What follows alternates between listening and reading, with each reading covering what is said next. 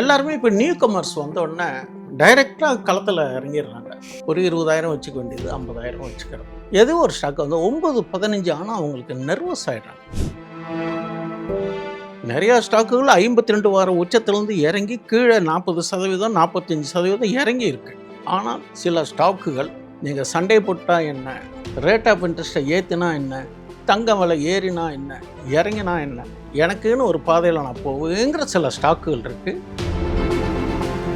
இந்த momentum stocks highly வாலட்டிலிட்டியாக இருக்கும், ஏற்ற இறக்கங்கள் இருக்கும். அதில் நீங்கள் பாருங்கள், ஒன்றா உங்களுக்கு ஃபிபோனசி வச்சுக்கோங்க, இல்லைனா ஆர்எஸ்ஐ வச்சுக்கோங்க, இல்லைனா எம்ஏசிடி இண்டிகேட்டர் வச்சுக்கோங்க.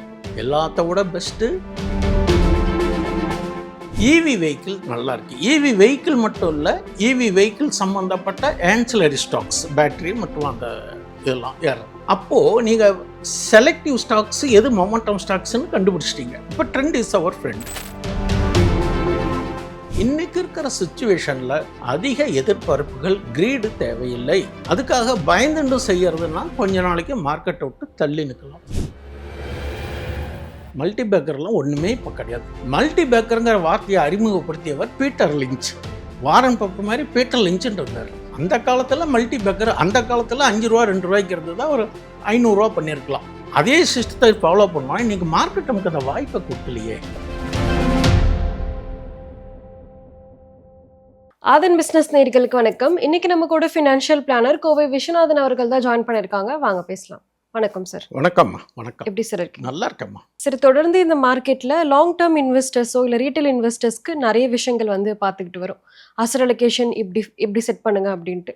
ஸோ இப்போ வந்து இன்வெஸ்டர்ஸ் தாண்டி ட்ரேடர்ஸ் தான் வந்து அதிகமாக இருக்காங்க. ஸோ இன்றைக்குமே வந்து இன்ட்ராடே பண்ணுறவங்க தான் அதிகமாக இருக்காங்க. ஸோ இப்போ ட்ரேடர்ஸ் பாயிண்ட் ஆஃப் வியூவில் இந்த மார்க்கெட்டை ட்ரேடர்ஸ் சரியாக எப்படி பயன்படுத்திக்கிறது? இன்வெஸ்டர்ஸ் கேட்டகரி வேறு, ட்ரேடர்ஸ் கேட்டகரி வேறு. இன்வெஸ்டர்ஸு ஃபண்டமெண்டல் பார்க்கணும், அந்த இயர் ஹை இந்த மாதிரி ப்ரைஸை பார்க்கணும், மற்ற ஃபண்டமெண்டல் பேராமீட்டர்ஸு பார்க்கணுன்னு சொல்லியிருக்கோம். இப்போ நீங்கள் கேட்குறது ட்ரேடர்ஸ் பற்றி நம்ம பேசுவோம். ட்ரேடர்ஸ் அப்படின்னு கேட்டிங்கன்னா எல்லாருமே இப்போ நியூ கமர்ஸ் வந்தோடனே டைரெக்டாக களத்தில் இறங்கிடுறாங்க. ஒரு 20,000 வச்சுக்க வேண்டியது 50,000 வச்சுக்கிறது. ஏதோ ஒரு ஸ்டாக் வந்து 9-15 ஆனால் அவங்களுக்கு நர்வஸ் ஆகிடும். இந்த மார்க்கெட்டை பொறுத்தவரையிலையும் எல்லாத்துக்கும் இன்ட்ராடே சூட் ஆகாது. அதே மாதிரி எல்லாத்துக்கும் ஸ்விங் ட்ரேடிங் சூட் ஆகாது. இந்த டவுன்வர்டு மார்க்கெட்டில் ஸ்விங் ட்ரேடிங் சில ஸ்டாக்குகள் ஏறும், பல ஸ்டாக்குகள் இறங்கும். அப்போ அந்த சில ஸ்டாக்குகள் ஏறுறதை நம்ம ஐடென்டிஃபை பண்ணணும். அதுக்கு பேர் தாமா ஸ்மார்ட் மணி கான்செப்ட். இந்த ஸ்மார்ட் மணி கான்செப்ட் அப்படின்னா by at low, sell at high.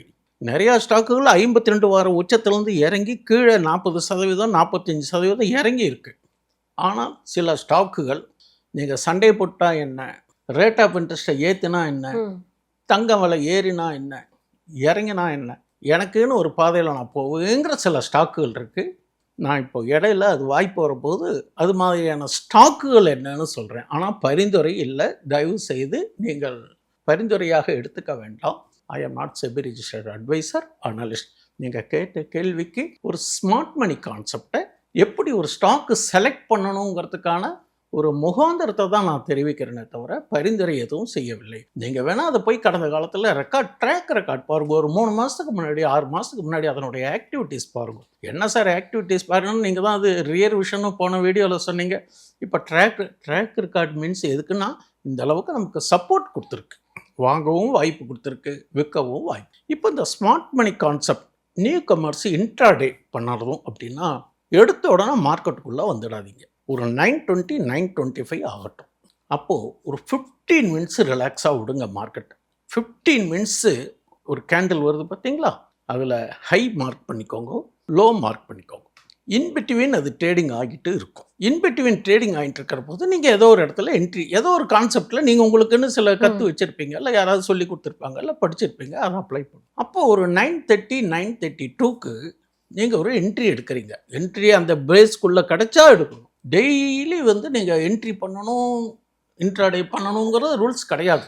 வலையை விரிக்கிறோம், டெய்லி மீன் கிடைக்கணும்னு கிடையாது. மீன் கிடைச்ச அன்றைக்கி என்ஜாய் பண்ணிக்கோங்க, கிடைக்கலன்னா இன்றைக்கி கிடைக்கல. அதனால் எல்லா நாளுமே மீன் கிடைக்கணும், எல்லா நாளுமே இன்ட்ராடே பண்ணணும், எல்லா நாளுமே ப்ராஃபிட் ஆகணும்னு நினைக்கும். Right entry, give chances for right exit. இன்ட்ராடேனா 1% 1.5% தான் நீங்கள் ஃபிக்ஸ் பண்ணிக்கணும் ஒன்று. அடுத்தது இந்த 15 நிமிஷம் கேண்டலில் ஹை வச்சுக்கோங்க, லோ வச்சுக்கோங்க, இடையில இருக்குது. பிரேக் அவுட் ஆச்சுன்னா ட்ரெயிலிங் ஸ்டாப் லாஸ் போட்டுக்கோங்க, பிரேக் அவுட்டுக்கு கூட போகும். இல்லை என்றால் இந்த கீழே இந்த லோவுக்கு அமைச்சிருக்கீங்க இல்லையா, அதை ஸ்டாப் லாஸாக வச்சுக்கோங்க. ரிவெஞ்ச் ட்ரேடு பண்ணாதீங்க. அக்ரஸிவாக போய் ஓடுற பஸ்ஸில் ஏற வேண்டாம். இதெல்லாம் நியூ கமர்ஸு, புதுசாக வரவங்க வித்தவுட் லேர்னிங் எனிதிங். ஏதோ 100 ரூபாய்க்கு பார்த்தோமா, இது 98 ரூபா இருக்கா, இப்போ 99 ரூபா இருக்கா, வாங்கலாம்பாங்க. அவங்க ஸ்டாப் லாஸ் வச்சுக்கிறதுக்கும் ஐடியா தெரியாது, அது டார்கெட்டையும் ஃபிக்ஸ் பண்ணிக்க மாட்டாங்க. அப்படிலாம் பண்ணக்கூடாது. அதனால் ஒரு இன்ட்ராடே ட்ரேடிங்னா 9:30 மணிக்கு மேலே அசஸ் பண்ணுறது நல்லது. இந்த மாதிரி பண்ணினாக்கா ஓரளவுக்கு ஸ்மார்ட் மணி கான்செப்டில் இது ஒரு டைப். ரைட், நீங்கள் ஒரு ஸ்டாக்கை செலக்ட் பண்ணிட்டீங்க. அந்த stock should be Nifty 50 or Nifty mid cap 100 மட்டும் ஃபோக்கஸ் பண்ணுங்க. அதில் தான் மொமெண்டம் கிடைக்கும். மொமெண்டம் ஸ்டாக்ஸுக்குங்கிறது நான் இன்னொரு வீடியோவில் சொல்லலாம் எப்படி அவுட்டு செல். இந்த மொமெண்டம் ஸ்டாக்ஸு ஹைலி வாலட்டிலிட்டியாக இருக்கும், ஏற்ற இறக்கங்கள் இருக்கும். அதில் நீங்கள் பாருங்கள், ஒன்றா உங்களுக்கு ஃபிபோனசி வச்சுக்கோங்க, இல்லைனா ஆர்எஸ்ஐ வச்சுக்கோங்க, இல்லைனா MACD இண்டிகேட்டர் வச்சுக்கோங்க. எல்லாத்த விட பெஸ்ட்டு யூடி போட்டுன்னு போன பதிவில் சொன்னோம் பார்த்தீங்களா, அது உங்களுடைய ட்ரேடிங் பிளாட்ஃபார்மில் இருக்குது. அதை போட்டு இன்ஸ்டால் பண்ணி எங்கே பை கிடைக்கிறதோ அங்கே வாங்க. செல்லுன்னு காமிக்கிற இடத்துல விற்றுட்டு பாக்கெட்டில் பணத்தை போட்டு வந்துடுங்க. இவ்வளோ இண்டிகேட்டர்லாம் இருக்குது, இவ்வளோ வசதிகள் இருக்குது. நீங்க முன்னாடி சொன்ன மாதிரி மார்க்கெட் வந்து ஓப்பன் ஆகும்போதே வந்து 8% 10% ஃபால்ல தான் வந்து ஓப்பன் ஆகுது. ஸோ இப்போ வந்து க்ளோஸ் ஆகும்போது இப்போ இந்த வாரனால வந்து ஒரு பெரிய ஃபாலை தினம் தினம் மார்க்கெட் வந்து பார்த்துக்கிட்டே தான் இருக்கு. ஸோ இப்படி ஒரு அன்பிரடிக்டபிளான சுச்சுவேஷன்ல எப்படி சார் ரிஸ்க் வந்து தடுக்கிறது? அதுக்கு தான் நான் இப்போ என்ன சொல்றேன்னா, இப்போ நான் கொஞ்ச நேரத்துக்கு முன்னாடி சொன்ன சப்ஜெக்டை சொல்கிறேன். வாருக்கு சம்மந்தம் இருக்கக்கூடாது, எதுக்குமே தொடர்பில்லாத ஒரு சில பங்குகள்னு இருக்குது. ட்ரெண்டிங் ஸ்டாக்ஸ்னு சொல்லணும். இப்போ ட்ரெண்ட் என்ன, வாரனால குரூட் ஆயில் பிரைஸ் ஏறுது.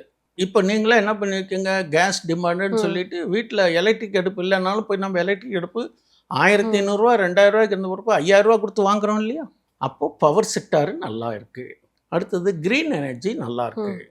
இவி வெஹிக்கிள் நல்லா இருக்குது. இவி வெஹிக்கிள் மட்டும் இல்லை, இவி வெஹிக்கிள் சம்மந்தப்பட்ட ஆன்சிலரி ஸ்டாக்ஸ், பேட்டரி மற்றும் அந்த இதெல்லாம் ஏறுறது. அப்போது நீங்கள் செலக்டிவ் ஸ்டாக்ஸ் எது மொமெண்டம் ஸ்டாக்ஸ்ன்னு கண்டுபிடிச்சிட்டிங்க. இப்போ ட்ரெண்ட் இஸ் அவர் ஃப்ரெண்டு. இப்போ ட்ரெண்டுக்கு இதுதான், இன்னொரு 1 இயருக்கு இதுதான் ட்ரெண்டு. அப்போ இதில் நீங்கள் போட்டு கான்சன்ட்ரேட் பண்ணுறது அதனுடைய அப்ஸ் அண்ட் டவுன்ஸு. நேற்றுக்கு ஈஓடியை குறிச்சிக்கோங்க. நேற்றுக்கு ஓப்பன் எவ்வளவு, ஹை எவ்வளவு, லோ எவ்வளவு, க்ளோசிங். நேற்றுக்கு லோவை க்ளோஸ் ஆச்சுன்னா அது கீழே இறங்க போகிறது, அதை ஸ்டாப் லாஸாக வச்சுக்கலாம். அல்லது இன்றைக்கி டே லோவையே ஸ்டாப் லாஸ் வச்சுக்கலாம். இது உங்களுக்கு ஒரு சேஃப்டி. இது மாதிரி ஸ்டாக்ஸை நம்ம கண்டுபிடிச்சி மொமெண்டம் ஸ்டாக்ஸில் இந்த மாதிரி ஒரு ட்ரெண்டிங் ஸ்டாக்ஸை கண்டுபிடிச்சி இதில் நம்ம என்ட்ரி எக்ஸிட் ஆகணும். ஓகே, நிறைய பேர் இந்த ஸ்டாப் லாஸை போட்டு மூவ் பண்ணுவாங்க. ஸோ இது சரியான ஆப்ஷன், இது சரியானதா என்ன சார் சொல்கிறீங்க? ஸ்டாப் லாஸை எப்படி டிசைட் பண்ணணும் அப்படின்னு கேட்டிங்கன்னா, உங்களுக்கு இப்போ ஃபிபோனசி சொன்னேன் இல்லையா, ஃபிபோனசியை பொறுத்தவரையிலையும் நீங்கள் என்ன டைப் ஆஃப் ட்ரேடிங்கிறத நீங்கள் முடிவு பண்ணிக்கோங்க. நான் ஒரு இன்ட்ராடேவாக இருந்தால் என்னன்னு கேட்டிங்கன்னா, ஒரு ஸ்டாக் ஷுட் பி பிவட்டுக்கு மேலே இருக்கணும். ஒன்று, அது சில டயத்தில் என்ன பண்ணணும்னு கேட்டிங்கன்னா, ஒரு நல்ல நியூஸ் இருந்ததுன்னு வச்சுக்கோங்களேன், ஃபுல்லாக மேலே போய் இந்த R1 R2 R3யில் போய் நிற்கும். அப்போ போய் வாங்கக்கூடாது, ஏன்னா அவனே உச்சத்துக்கு போயிட்டான். அப்போ கொஞ்சம் இறங்கட்டோன்னு பிரீத்திங் டைம் கொடுக்குறது 9:30 9:40 ஆகும்போது கொஞ்சம் கீழே கரெக்ஷன் வருவான். அந்த கரெக்ஷன்லேயே ரேஞ்ச் பவுண்ட்லேயே நின்றுக்கிட்டு இருக்கும். அப்போ அந்த டே லோவை ஸ்டாப் லாஸ் வச்சுக்கணும். இது ஒரு சிஸ்டம். அப்போ ஃபிபோனசி படி பார்த்தீங்கன்னா, பிவட்டுக்கு மேலே இருந்தால் ஸ்ட்ராங்குன்னு சொல்கிறேன் இல்லையா, அப்போ R1ல் வாங்குங்க. R1ல் வாங்கினா பிவட்டை ஸ்டாப் லாஸ் வச்சுக்கோங்க. R2ல் வாங்கியிருந்தீங்கன்னாக்கா R1 வச்சுக்கோங்க. R2க்கு மேலே போச்சுன்னா கன்சிடர் பண்ணாதீங்க. கம்பல்சரியாக நீங்கள் என்ட்ரி பண்ணணும்னு அவசியம் இல்லை, அது ஓடுற பஸ்ஸில் ஏறுற மாதிரி. இது மாதிரி ஸ்டாக்கை செலக்ட் பண்ணி ஸ்டாப் லாஸை கூடவே போட்டுக்கோங்க. அதுக்கு தான் நான் சொன்னேன், ஒரு ஸ்டாக்கை வாங்கிட்டீங்கன்னா ஜிடிடியில் ட்ரெயிலிங் ஸ்டாப் லாஸ் இருக்குது. அது உங்கள் எல்லா பிளாட்ஃபார்ம்லையும் இருக்காங்கிறது எனக்கு தெரியாது. சில பிளாட்ஃபார்மில் இருக்குது, சில பிளாட்ஃபார்மில் இல்லை. உங்களுக்கு இருக்கக்கூடியதாக இருந்தால் அதை பயன்படுத்திட்டிங்கன்னா, அப்போது நீங்கள் உங்களுக்கு 100 ரூபாய்க்கு வாங்குறீங்க, 115 ரூபாய் நீங்கள் டார்கெட்டை ஃபிக்ஸ் பண்ணிக்கிறீங்க. ஸ்டாப் லாஸை ப்ரீவியஸில் 95க்கு வச்சுக்கிறீங்க. அப்போ இந்த ஸ்டாப் லாஸ் இது மேலே ஏற ஏற ஸ்டாப் லாஸ் 95 போகும், 96 போகும், 98 போகும். அப்போ ஒரு இடத்துல அட்காஸ்ட்டுக்கு வந்துடும். அப்போ திடீர்னு இறங்கினாலும் உங்களுக்கு அட்காஸ்ட்டில் தானே வெளியில் வரலாம். ஜிடிடிஆர் போகிறது ஒரு தனி ஆர்ட். அதை ஃபாலோ பண்ணிவிட்டு அதை கற்றுக்கிட்டு உங்கள் புரோக்கிங் கம்பெனியில் கேட்டால் அவங்க சொல்லி தருவாங்க. அது மாதிரி பண்ணாக்கா உங்களுக்கு ட்ரெயிலிங் ஸ்டாப் லாஸ் உங்கள் ப்ராஃபிட்டை கூடவும் பண்ணும். ட்ரெயிலிங் ஸ்டாப் லாஸு ஸ்டாப் லாஸையும் ரிவைஸ் பண்ணி அட் காஸ்ட்லேயோ அதுக்கு மேலேயோ நஷ்டம் இல்லாமலோ வெளியில் வரத்துக்கு உபயோகம். இப்போ மார்க்கெட் வந்து வொலட்டைலாக இருக்கும்போது ஓவர் ட்ரேடிங்கை எப்படி சார் தடுக்கிறது? ஓவர் ட்ரேடிங் இதுதான் aggressive buying, aggressive trading, revenge ட்ரேடிங்னு சொல்லுவாங்க. நம்ம ட்ரேடர்ஸ் கிட்ட இருக்க மிஸ்டேக்ஸ் என்ன கேட்டிங்கன்னா, ஒன்றா அவங்க முடிவு பண்ணிட்டு வர்றது 15 மினிட்ஸ் டைம் ஃப்ரேம்னு முடிவு பண்ணிட்டு வருவாங்க. அந்த கேண்டிலை பார்த்து பார்த்து மறைச்சு பார்த்துக்கிட்டே இருந்துட்டு அவங்களுக்கு மூமெண்ட்டே கொடுக்காது. திடீர்னு என்ன பண்ணுவாங்க, ஏன் 5 மினிட்ஸாக மாற்றுவாங்க. 5 மினிட்ஸ் ஆகுற மூமெண்ட் கொடுக்கும். ஆனால் இவங்க நினச்ச டார்கெட்டும் வராது. சில டயத்தில் ஸ்டாப் லாஸ் ஸ்டிக் ஆகிடும். ஏன்னா 5 நிமிஷத்தில் மூமெண்ட்டுக்கு வர்றது ரொம்ப விகரஸாக இருக்கும். இவங்க தீர்மானம் பண்ணிக்கிறது எதுவுமே அப்ளை பண்ணாமல் இவங்களா இப்போ அடிக்கடி மாற்றிக்கிறது. ரெண்டாவது, இந்த ஸ்டாக் மார்க்கெட் பொறுத்தவரை 2 விஷயம். நம்பிக்கை இருக்கிறவங்க டிமேட் அக்கௌண்ட் ஓப்பன் பண்ணுறதுக்கு முன்னால் ஜாதகத்தை நம்பிக்கை இருந்தால் நல்ல ஜோசியர் அஸ்ட்ராலஜர்கிட்ட கொடுத்து எனக்கு இது ஒத்து வருமா. ஏன்னா ஒவ்வொரு ராசி ஒவ்வொரு சமாச்சாரத்துக்கும் அவங்களுடைய எமோஷனல் கண்ட்ரோல் பண்ணக்கூடிய கெப்பாசிட்டி இருக்கும். ஒவ்வொருத்தருக்கும் ஒவ்வொரு கெப்பாசிட்டி இருக்கும். பிபி, சுகரு இந்த மாதிரி டென்ஷனாக இருக்கிறவங்கள நம்ம மார்க்கெட்டுக்குள்ளே வர வேண்டாங்கிறது என்னுடைய கருத்து. ஏன்னா மார்க்கெட் ஹைலி வாலட்டிலிட்டி இருக்குது. அதுவும் இந்த கேண்டிலையே பார்த்துக்கிட்டு இருக்கிறதோ, ஐயோ நம்ம காசு லூஸ் ஆகிடுமா எப்பவுமே நம்மளுடைய எண்ணங்கள் வந்து பாசிட்டிவ் வைப்ஸாக இருந்தால் நமக்கு அவுட்புட்டு பாசிட்டிவ் கிடைக்கும். இது மாரலாக சொல்லக்கூடிய ஒரு ஜென்ரல் லாஜிக் ஆஃப் லைஃப். நம்ம பயத்திலே நீங்கள் ஸ்டாப் லாஸ் ஏன் போடணும், சேஃப்டிக்கு போட்டு வைங்க. ஸ்டாப் லாஸ் ஆகிடும்னு எதிர்பார்க்காதீங்க. ஏன் நஷ்டத்தை எதிர்பார்க்குறீங்க? நமக்கு லாபம் கிடைக்கும்னு நம்புங்க. நம்பிக்கை தான் எல்லாமே ஒரு ப்ரெடிக்ஷன் தான், நாட் டெசிஷன். பட் பாசிட்டிவாக இருந்தால் என்ன? அதனால் உங்களுக்கு இது ஒத்து வந்து எந்த பிஸ்னஸ் செஞ்சாலுமே ஒரு அஸ்ட்ராலஜர் கேட்டு இது எனக்கு சூட் ஆகாமான்னு செய்கிற மாதிரி இது ஒரு பிஸ்னஸாக நினச்சி வரணும். இது ஒரு பொழுதுபோக்காகவோ எல்லாரும் செய்கிறாங்கன்னு நினச்சி நம்ம வந்தோம்னா இதில் பண இழப்புக்கு தான் வாய்ப்புகள் அதிகம். இப்போ ஆல்கோ ட்ரேடிங்கில் செகண்ட்ஸில் ட்ரேடிங் நடந்துக்கிட்டே இருக்குது. ஸோ இந்த சமயம் ஸ்மார்ட் மணி கான்செப்டை எப்படி சார் யூஸ் பண்ணுறது? ஸ்மார்ட் மணி கான்செப்ட் தான் நான் என்ன சொல்கிறேன் கிட்டனா, ஒன்றா இஓடியை வச்சுக்கோங்க, இல்லைன்னா இண்டிகேட்டர்ஸ், உங்களுக்கு எது பிடிக்கிறதோ அதை வச்சுக்கோங்க. என்ன தான் ஆல்கோ ட்ரேடிங்ஸ் போட்டாலும் அவங்களும் பாட்டம் தானே. ஆல்கோங்கிறது என்ன, சிஸ்டத்தில் சாஃப்ட்வேரில் செட் பண்ணி வச்சிடுறாங்க. நாம் வந்து லட்சக்கணக்கில் பண்ணுவோம். அவங்க ஆல்கோ ட்ரேடர்ஸு, இன்ஸ்டிடியூஷனல் ட்ரேடர்ஸ் எல்லாம் க்ரோட்ஸ் கணக்கில் பண்ணுவாங்க.